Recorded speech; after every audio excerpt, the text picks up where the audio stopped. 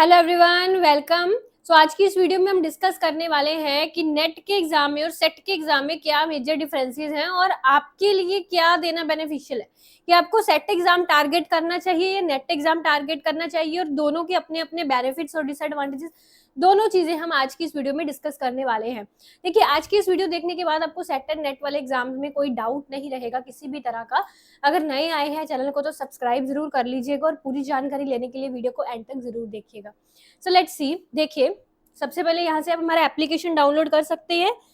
Net economics, set economics और economics के तमाम कोर्सेज जो है हमारे पास अवेलेबल है और best faculty, best guidance, best resources के साथ आपको पढ़ाया जाता है। तो देखिए, हम इसमें डिफरेंसेस देखते हैं नेट में एंड सेट में। पहले तो देखो, जो आपका नेट का एग्जाम होता है इसको कंडक्ट करवाता है एनटीए, नेशनल टेस्टिंग एजेंसी। जो आपका सेट का एग्जाम है इसको कंडक्ट करवाते हैं स्टेट के जो पब्लिक सर्विस कमीशन होती है, वो कंडक्ट करवाती है। ठीक है।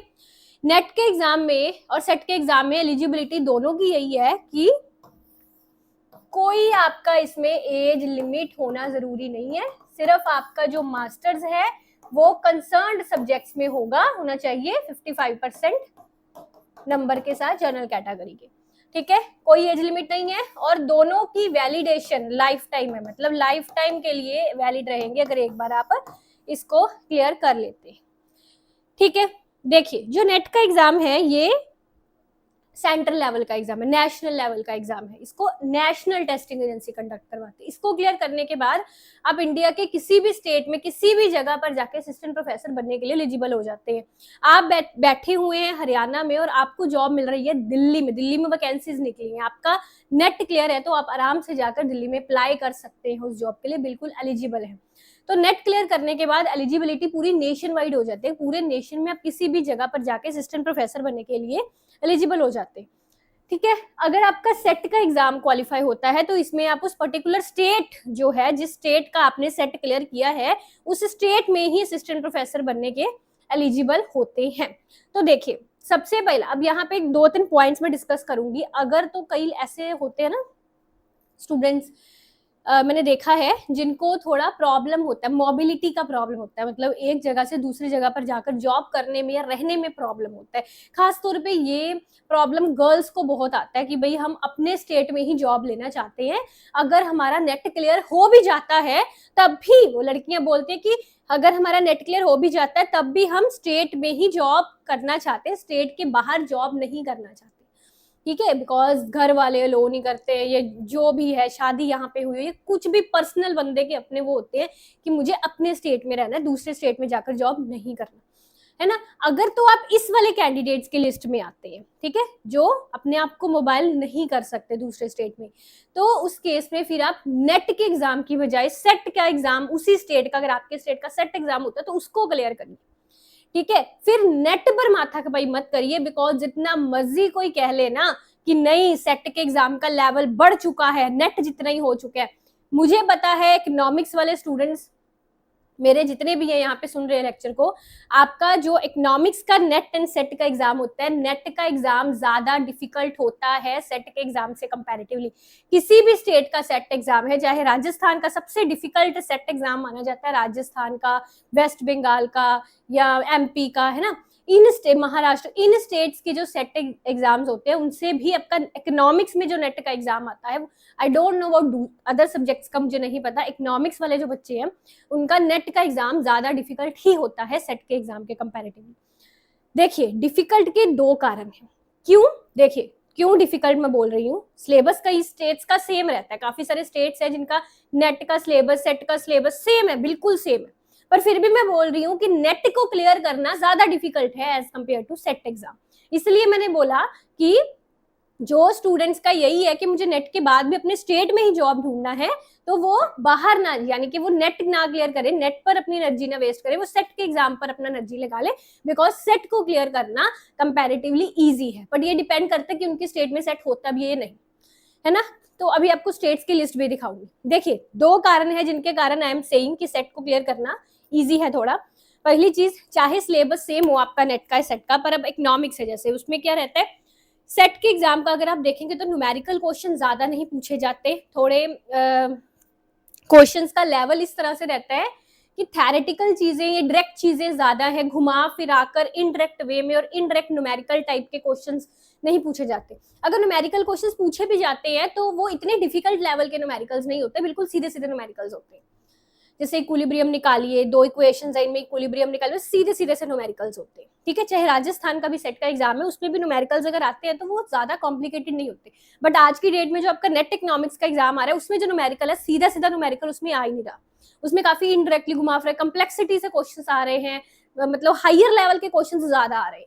बट जो स्टेट के सेट एग्जाम्स होते हैं उसमें थोड़े एवरेज लेवल के क्वेश्चन ज्यादा होते हैं। अगर डिफिकल्ट क्वेश्चंस होते भी हैं तो उनकी तादाद बहुत कम होती है, क्वांटिटी उनकी बहुत कम होती है। ठीक है, पहली ये चीज है। दूसरी चीज ये है कि सेट में कंपटीशन आपका कम होगा कहीं ना कहीं, बिकॉज नेट नेशनल लेवल का एग्जाम है, तो यहाँ पे बहुत सारे इतना मतलब कैंडिडेट्स जो नेट के लिए हर बार अप्लाई करते हैं। सेट में थोड़ा कंपटीशन कम है कि बच्चे इसमें कम अप्लाई करते हैं। बेसिकली वो आपके कट ऑफ पर डिपेंड करता है, कट ऑफ कितना गया आपका, सेट का है चाहे नेट का है, दोनों में कट ऑफ ही निकलती है और कट ऑफ ही डिसाइड करती है कि आपका एग्जाम क्लियर हुआ है नहीं। पर फिर भी सेट एग्जाम में कंपटीशन तो कम हम मान सकते हैं ना, बिकॉज उसमें कैंडिडेट्स कम अप्लाई कर रहे हैं।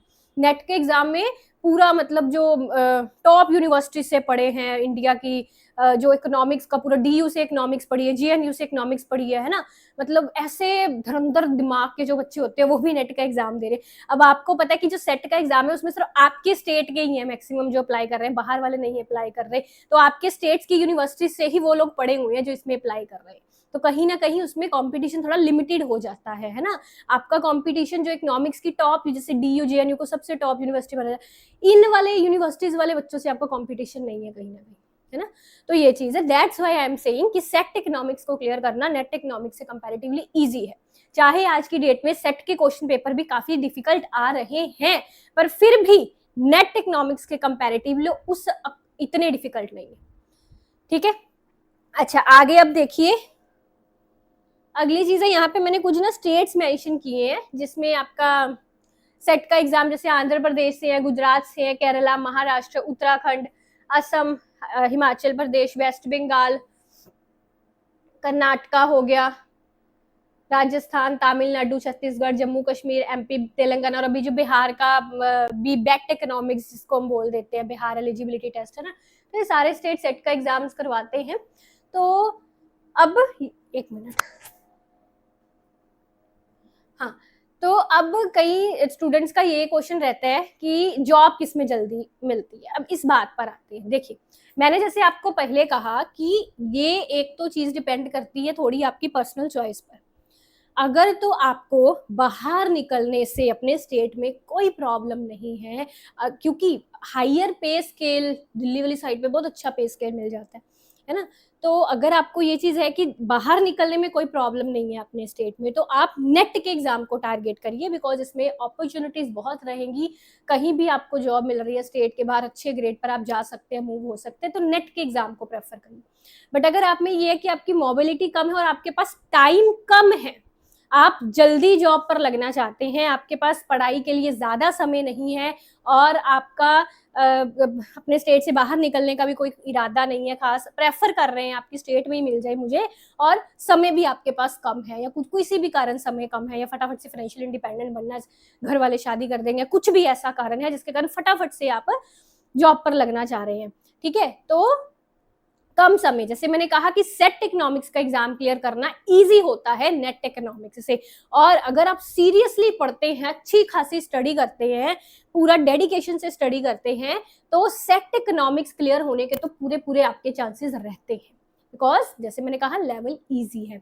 तो कम फटाफट से करना चाहते हैं तो सेट इकोनॉमिक्स का एग्जाम क्लियर कर सकते हैं, पर यह भी चीज डिपेंड करती है कि आपके स्टेट में सेट आता भी है नहीं, या सेट आने के बाद आपके स्टेट में जो पब्लिक सर्विस कमीशन है वो असिस्टेंट प्रोफेसर की वैकेंसीज निकालती भी है या नहीं। जैसे हरियाणा में निकलती हैं आपका अपना राजस्थान में असिस्टेंट प्रोफेसर की वैकेंसीज निकलती हैं और ये सेट भी कंडक्ट करवाता है, MP में असिस्टेंट प्रोफेसर की निकलती है और ये सेट भी कंडक्ट करवाता है ना। तो दैट्स डिपेंड कि आपके स्टेट में वो असिस्टेंट प्रोफेसर वाली उसके बाद निकलती भी है नहीं, क्योंकि आप उसी स्टेट का सेट देके उसी स्टेट के असिस्टेंट प्रोफेसर के लिए अप्लाई करके रेगुलर पोस्ट पर जा सकते हैं।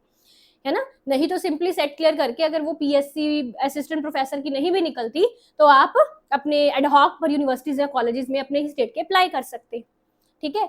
तो वो चीज है, तो उसमें कम समय लगेगा सेट को क्लियर करने में आपको, तो जल्दी है तो आप सेट को क्लियर करके जॉब पर लग सकते हैं, ठीक है। अब यहाँ पे देखिए, ये तो हो गए आपके। अब ये देखिए, ये मेरा बेसिकली सेट इकोनॉमिक्स का कोर्स है। इसमें आपका पेपर 1 पेपर 2 इकोनॉमिक्स दोनों के कवर है। महाराष्ट्र, गुजरात, एमपी, वेस्ट बंगाल सेट, ये वाले सेट के अवेलेबल है हमारे पास।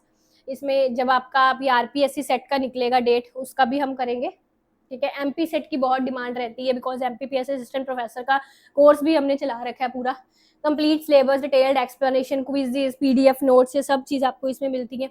और अभी जैसे हमने बिहार का बेट इकोनॉमिक्स का कोर्स भी लॉन्च कर दिया स्पेशल लर्नर्स की डिमांड पर, ठीक है।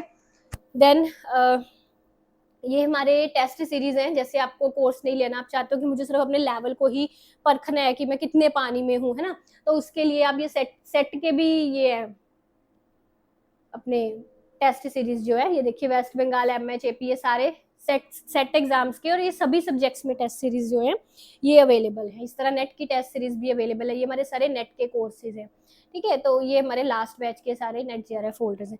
अब ये देखिए, इसमें यह है कि एक सिस्टमेटिक वे से आप पढ़ लोगे।